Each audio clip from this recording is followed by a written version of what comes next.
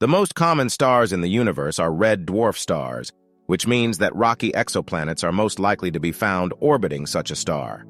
Red dwarf stars are cool, so a planet has to hug it in a tight orbit to stay warm enough to potentially host liquid water, meaning it lies in the habitable zone. Such stars are also active, particularly when they are young, releasing ultraviolet and X-ray radiation that could destroy planetary atmospheres. As a result, one important open question in astronomy is whether a rocky planet could maintain or re-establish an atmosphere in such a harsh environment.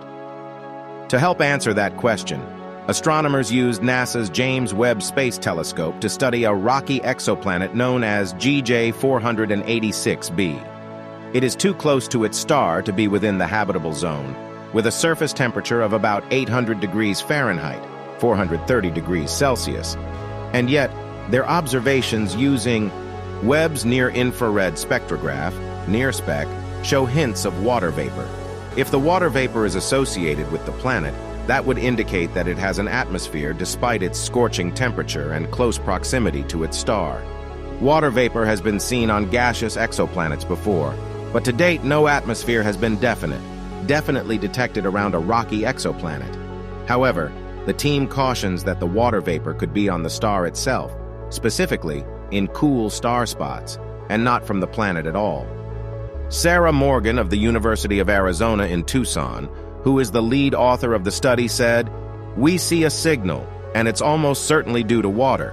But we can't tell yet if that water is part of the planet's atmosphere, meaning the planet has an atmosphere, or if we're just seeing a water signature coming from the star." Kevin Stevenson of the Johns Hopkins University Applied Physics Laboratory in Laurel, Maryland, principal investigator on the program, also added that water vapor in an atmosphere on a hot, rocky planet would represent a major breakthrough for exoplanet science.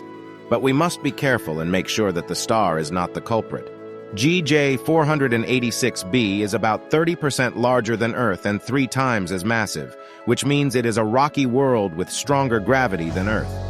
It orbits a red dwarf star in just under 1.5 Earth days. It is expected to be tidally locked, with a permanent day side and a permanent night side. This graphic shows the transmission spectrum obtained by Webb observations of rocky exoplanet GJ 486b.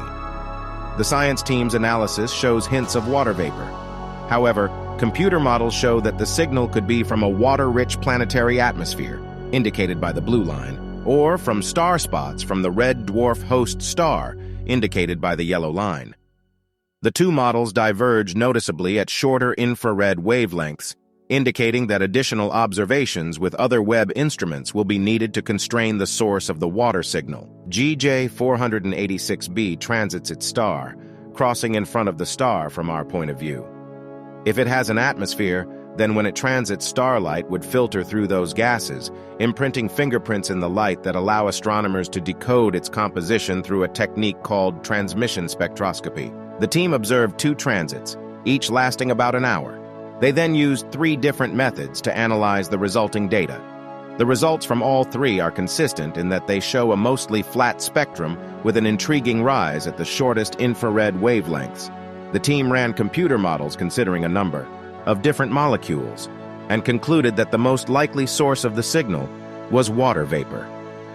While the water vapor could potentially indicate the presence of an atmosphere on GJ 486b, an equally plausible explanation is water vapor from the star. Surprisingly, even in our own sun, water vapor can sometimes exist in sunspots because these spots are very cool compared to the surrounding surface of the star. GJ 486b's host star is much cooler than the sun, so even more water vapor would concentrate within its star spots. As a result, it could create a signal that mimics a planetary atmosphere.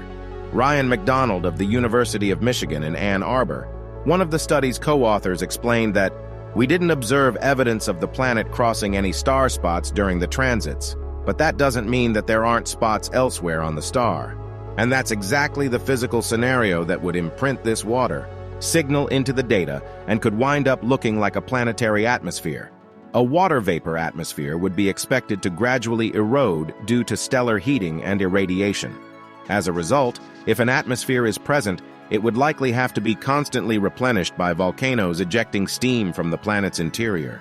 If the water is indeed in the planet's atmosphere, additional observations are needed to narrow down how much water is present. Future Webb observations may shed more light on this system. An upcoming Webb program will use the mid-infrared instrument, MIRI, to observe the planet's day side.